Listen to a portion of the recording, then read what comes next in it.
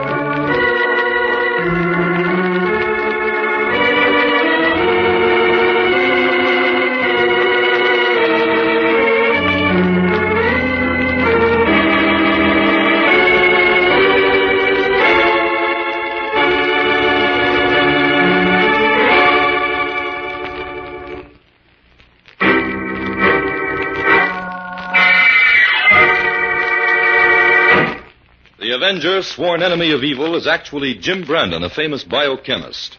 Through his numerous scientific experiments, Brandon has perfected 2 inventions to aid him in his crusade against crime as the Avenger. The telepathic indicator by which he is able to pick up thought flashes, and the secret diffusion capsule, which cloaks him in the black light of invisibility. Brandon's assistant, the beautiful Fern Collier, is the only one who shares his secrets and knows that he is the man the underworld fears as the Avenger. And now, the Avenger and the Coins of Death.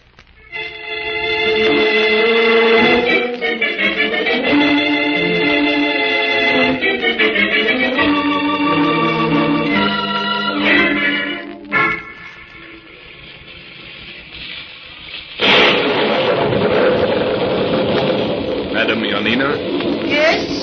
Come into tent, out of range. Oh, thank you. You come to Yanina, the queen of the gypsies, to have your future foretold. Is that not so? Yes, my name is Casper Hobson. A friend of mine recommended you. Sit there, across the table, in the lamplight. I would see your face. Oh, yes, of course. Now, cross this old gypsy's palm with silver, and she will call upon the spirits of old Romany to reveal your future to Yanina. Silver, yes. I have a coin for you here. A rare old silver coin. Here, take it. No! No! I curse upon you! Got you! What is it? What's the matter? This silver is accursed. You are doomed. What are you talking about? A curse upon you. Got you! Go away! Go away! You have no future. Listen here, I have a right to know what you're raving Go about. away! Gadjo, get out! Baldo! Come quick! Drive this cursed one from the gypsy camp. All right, I'll go. But this sort of thing is outrageous. Should be reported to the police. Go, Gadjo, go. The mark of death is upon you. You have no future. Out of my sight, Gadjo. Go, you have no future.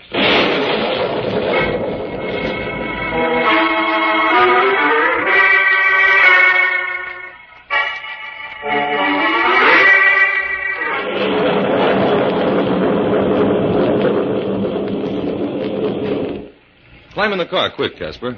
You're dripping wet. Yes, thanks, Tom. Let's get out of here.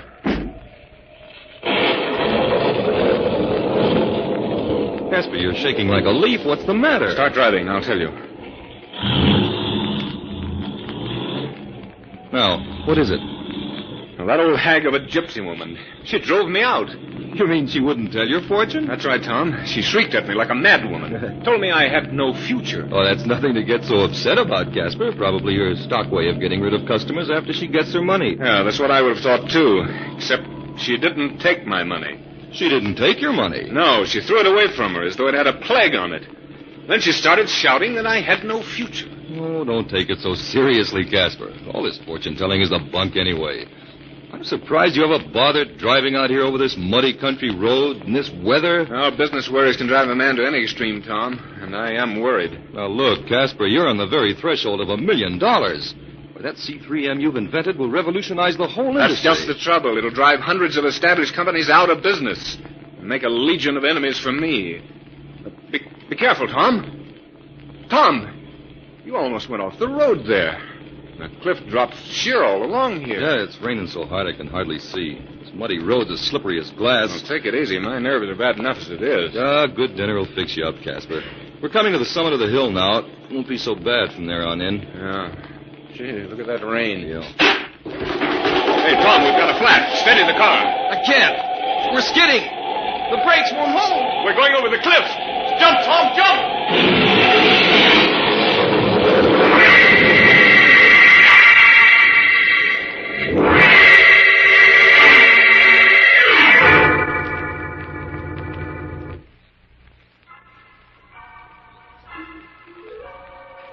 Fern, I picked up that wild music on the telepathic indicator again. Where do you suppose it's coming from, Jim? I'm not sure, Fern, but it sounds like gypsy music.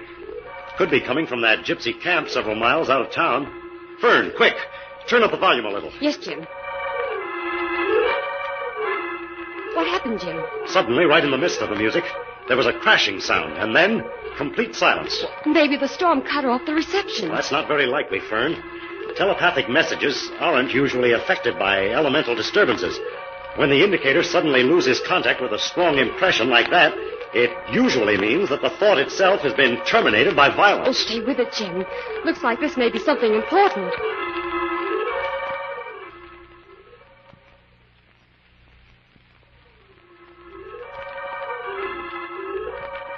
Were you able to pick up anything more, Jim? No, not a thing, Fern. Oh, that must be Inspector White, Jim. Remember, we invited him to dinner. Oh, yes. Turn off the indicator, Fern. Yeah. I'll let the inspector in. Right, Jim. Oh, just when I finish up all the reports on one case, something else turns up. Evening, Fern. Oh, hello, Inspector. We'll be ready to go as soon as I filed his reports. Is it still raining? Well, it's beginning to let up a little now. Some storm, though. Anything new at headquarters, Inspector? Not a thing, Jim. Had a nice, quiet, routine day for a change. Now, I'll get it, Fern. Hello? Oh, yes. Yes, the inspector just came in. Just a minute, please. It's for you, Inspector. Oh, what's up now? Hello. Inspector White speaking. What? Holy smoke, it would have to happen way out there. Okay, yeah, I'll go right away. What's the trouble, Inspector? A car went over the cliff out near Marsden. An accident. But I've got to get out there and make a report. Oh, we'll go with you, Inspector. We can have dinner when we get back. Yes, this may be the very thing I picked up on the indicator a while ago. Now, listen, Jim. You can come along if you want to. But don't try any of your hunches. This is an accident.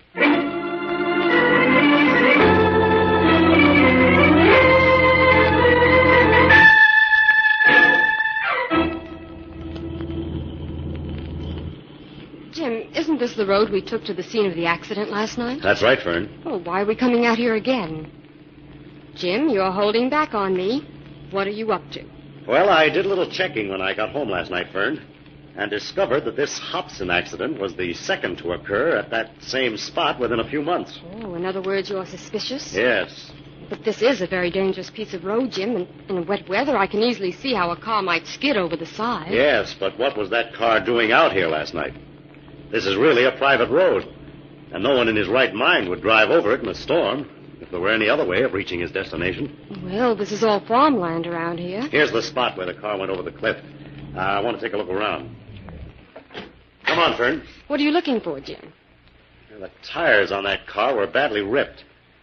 I wonder if that happened before the car went over or when it crashed. Well, let's see if we can find anything. The rain seems to have done a good job of covering up all traces of the skidding. The mud's too deep to do much walking around here. Yeah. They might as well drive on, Fern. There's not a trace of a clue here.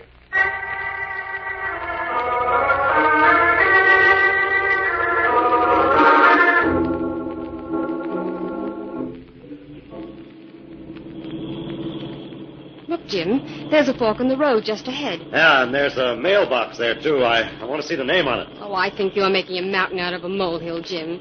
This is just an old country road. Can you make out the name on the box?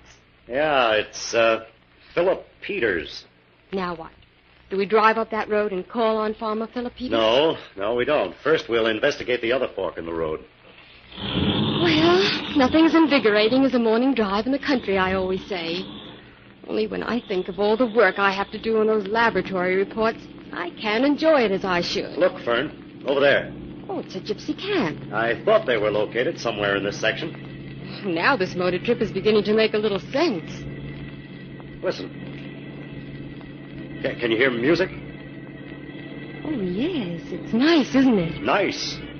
Fern, that's the same music I picked up on the telepathic indicator just before the crash last night. Oh, gosh, Jim, do you suppose all this adds up to something? I think so, Fern.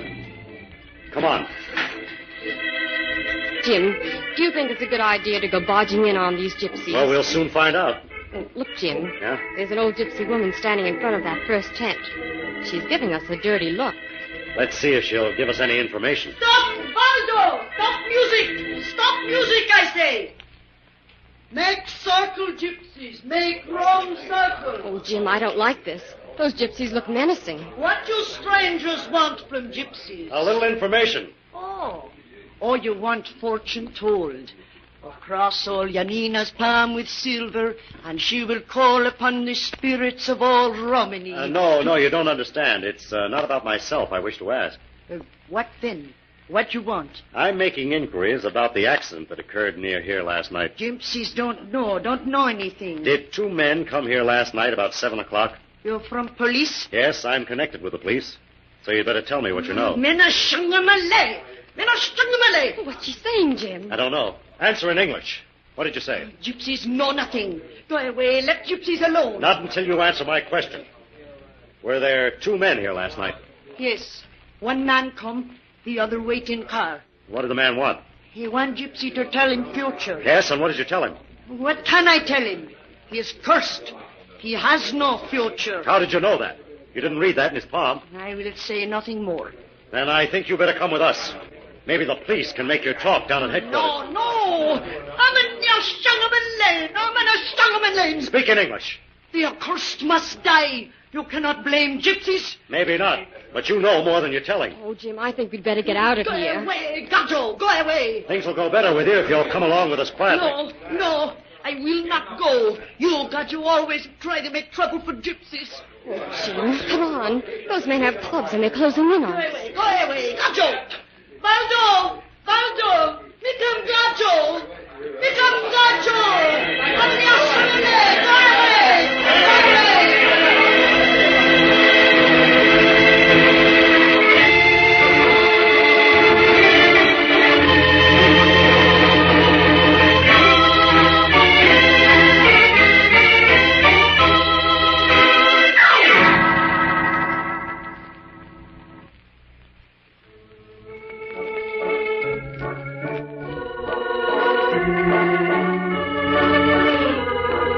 Thank you.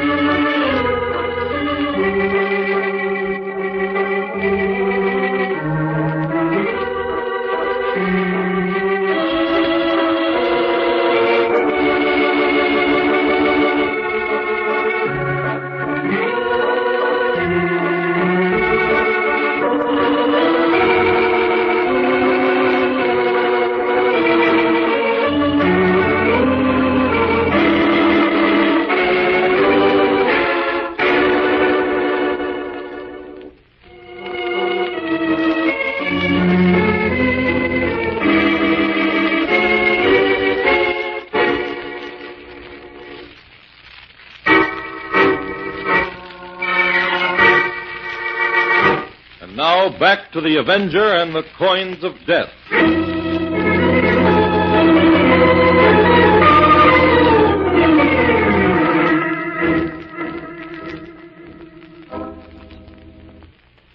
Jim, this case is beginning to look sinister. Don't you worry your pretty head, Fern. Things are beginning to shape up fairly well now. Jim, just how much stock do you put in the weird story that old gypsy woman told them down at headquarters? Well, that's hard to say, Fern. Yanina was wild with anger because we sent Inspector White's men out there to bring her in. She might have told a few lies just to get even. That's why I'm going to investigate everything she said. Well, she claimed that Philip Peters, who owns the land where the gypsy camp is located, gave them permission to stay there as long as they wished it, didn't she? Yes, and now that either means that Mr. Peters is a very generous man, or that he had some reason for wanting the gypsies to stay there. Oh, I don't trust those gypsies, Jim. All the facts in the case seem to hinge around them. Yes, Yanina admits that Richfield, the first victim, came to her camp the night he went over the cliff 3 months ago. She told him he had no future, and no one ever saw him alive again. Then she told Hobson the same thing, and he went over the cliff. Well, we can be sure she's holding something back, Jim. She absolutely refused to reveal why she told those two men they had no future. Yes, she conveniently claims that the spirits of her tribe would curse her if she reveals her reason for predicting their deaths. Oh, a neat method of holding back vital information, I'd say. Well, we'll soon find out. Right now, I'm off to have a talk with Philip Peters. Do I come too, Jim? No, Fern. I'm going out to the Peters farm as the Avenger.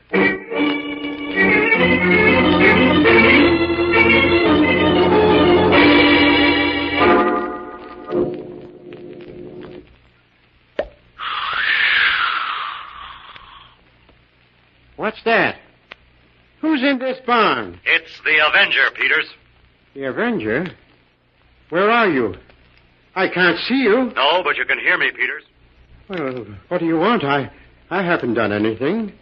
I thought the Avenger only fought criminals. I haven't committed any crime. Are you quite sure of that, Peters? There's evidence against you. Well, you can't frighten me, Avenger. I'm an honest farmer, and my conscience is clear. Then you shouldn't mind answering some questions, if they'll help solve a murder. Well, what are you getting at? Just this. Why did you give that tribe of gypsies permission to live rent-free on your land? Well, I didn't. Well, I mean, that is, What do you mean, Peters? If you didn't want them to stay, you could have driven them off. This is your land, isn't it? Yes, that is, in a way. Start making sense, Peters, or I'm not going to believe you're as innocent as you claim to be. Well, all right. I was warned never to tell this. But I didn't count on getting mixed up in anything crooked. Do you own the land, or don't you? Oh, no, I don't own it. The property's in my name, and I run this farm. But somebody else really owns the place. Who owns it, Peters? Well, Dr. Milet, who lives at 7 Willows. He's the owner. But he doesn't want anybody to know it. He said I could live here rent-free as long as I pretended the place was mine. Was it Dr. Milet's idea to let the gypsies stay here? Yes, that was part of the bargain. I was to let the gypsies camp here until he told me to drive them off. They've been here for almost a year now. I don't think they'll want to stay much longer, Peters. Well, I'll be out on my ear now, too. Say nothing of this, and you will be protected. You have aided justice, Peters.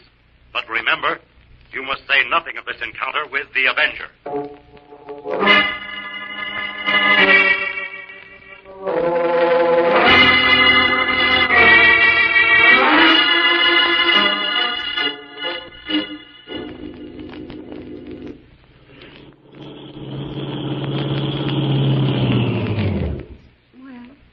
There's 7 Willows just ahead. I think this must be the lane Jim meant for me to meet him. Oh, I thought he'd be here waiting. I hope nothing's happened. Oh, there he is. Jim, over here. Hello, Fern. You're punctual to the minute. Oh, get in the car, Jim, and tell me what's been happening. What in the world were you doing up at 7 Willows? I thought you were going to see Peters. I went to Peters first and then came here to get a line on Dr. Milet. Dr. Milet? Who's he? He's a mind analyst who specializes in silent thought as a nerve treatment for wealthy clients. Well, how does he fit into the picture? Did you question him? No, I went into 7 Willows merely to observe and listen. No one saw me. Did you find out anything, Jim? Plenty, I think. Dr. Milet was interviewing a young lady by the name of Helen Dresden. When she asked him for advice about her future, He suggested that she visit the gypsies. Ah, this is beginning to add up to something at last. Yeah, we'll have to work fast, Fern. It's starting to rain. Well, what do we do, Jim? First, we'll intercept Miss Dresden as she drives past here. I'll block the road with our car, and she'll have to stop. There. We better get out of the car, Fern. All right. Oh, here she comes now. What's the matter? Is your car stalled? No, we want to speak to you for a moment. What is this? Listen, if you... Oh, please don't be frightened, Miss Dresden. This is Jim Brandon of the police department. Oh. Well, what do you want? Miss Dresden, I have reason to believe your life is in danger. Well, that's a perfectly silly idea. Oh, no, it isn't, Miss Dresden. Several deaths have already occurred, and Mr. Brandon thinks you're the next on line. You're headed for the gypsy camp, aren't you, Miss Dresden? That's right. If you wish to save your life, you'll let Miss Collier go in your place. But why? You'll have to trust us, Miss Dresden. Well, what do you want me to do? You take my car and go directly to police headquarters. We'll borrow your car and go to the gypsy camp. All right. I don't get this, but if you're from the police, I suppose you know what you're doing. Oh, and one other thing, Miss Dresden. What instructions did Dr. Milet give you? Why, well, none in particular. He told me the gypsy woman Janina was clever at foretelling the future. Yeah? To go over there and, oh, yes, he told me to give her this old silver coin. Let me see that coin. Here. Look at this, Fern. What is it, Jim? Oh, I've never seen a silver piece like that. No, Fern. This is Dr. Milet's coin of death.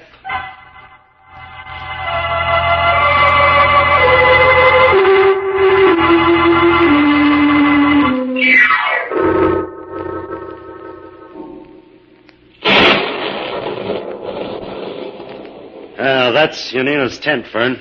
I'll wait here while you go inside. You know what to do. Yes, Jim.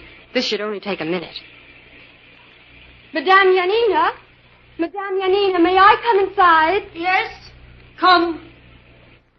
Oh, it's you. What you want now? Come make more trouble for gypsies.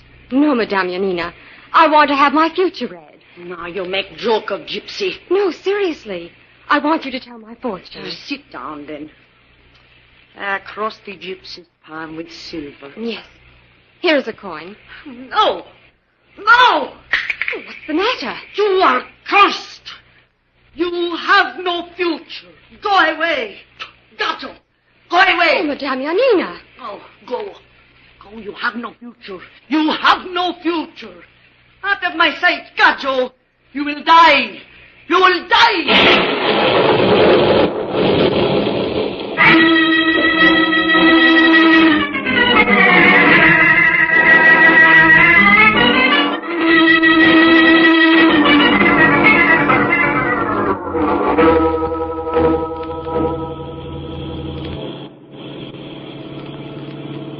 Now, Fern, are you sure you understand exactly what to do? Yes, Jim. When we come to that big pine tree, just before we reach the place where those other cars went over the cliff, I'm to jump out of the car. I'll stay with the car a moment longer and then follow you. Oh, be sure to jump in time, Jim. Otherwise... When you jump out, keep well off the road so no one can see you. I understand. Open the car door, Fern. And get ready. We're coming to the place. Okay, Fern. Jump. Well, I don't seem to have any broken bones. I hope Jim makes it all right. Gosh, I'm covered with mud. Fern, where are you? Here, Jim. You all right? Oh, fine. There goes the car over the cliff, Fern. Come on. Oh, look, Jim. There's a man on the road up ahead. Yes, he's pulling in a big board from the road. It's time for action, Fern. Oh, do be careful, Jim. All right, Dr. Milet. I've got you covered. Stand where you are. Who's that? It's the police. Your little scheme didn't work this time, Doctor. The police? You won't take me alive? Jim, he's running toward the cliff. He's not going to get away as easy as that. I'll head him off. Oh, be careful, Jim. This road is slippery. No, you don't, Dr. Milet. Let me go. You're wanted for murder, Milet, and you're going to get what's coming to you. Oh, Jim, he's trying to push you over the cliff. Jim, are you all right? Yes, Fern. I had to knock Milet out. Oh, Jim, for a moment I thought... Come on, Fern. Let's get our prisoner back to town. You're drenched.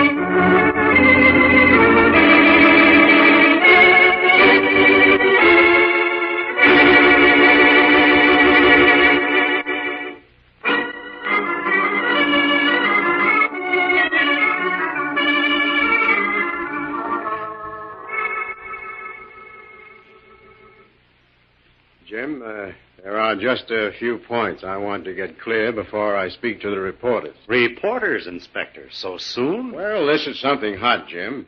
Until I got Milat's confession, those deaths were booked as accidents. Really, you should be more careful, Inspector. Now, Jim, don't start that. Okay, Inspector. What do you want to know? Well, Milat confessed that he was paid by a big businessman to get rid of Ridgefield and Hobson, because both of them were about to patent a new process that would have ruined their competitors. But he won't say a word about that Dresden girl. Why did he plan to get rid of her? Yes, Jim.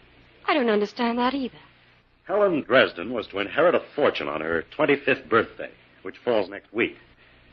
Now, Miss Dresden didn't know this, but one of her cousins did, and paid Dr. Milat to get rid of Helen so the fortune would be divided among the remaining relatives.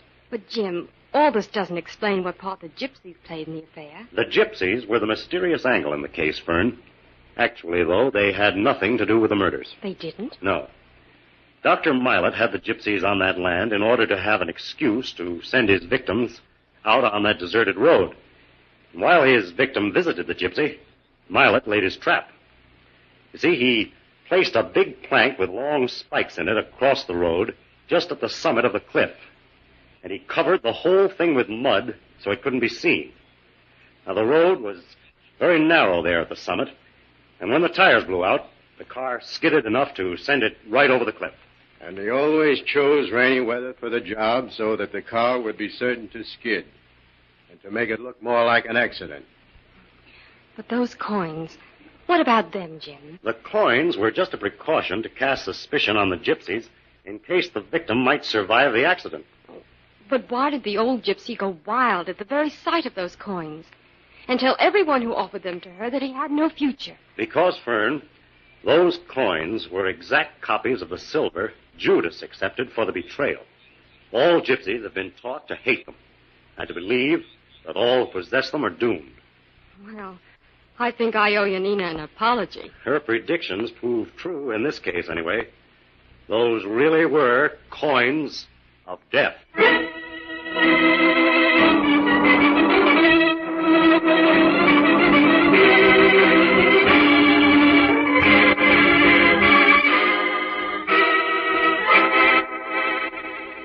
All characters, names, places, and plots used in the Avenger program are fictitious. Any similarity to persons living or dead is purely coincidental.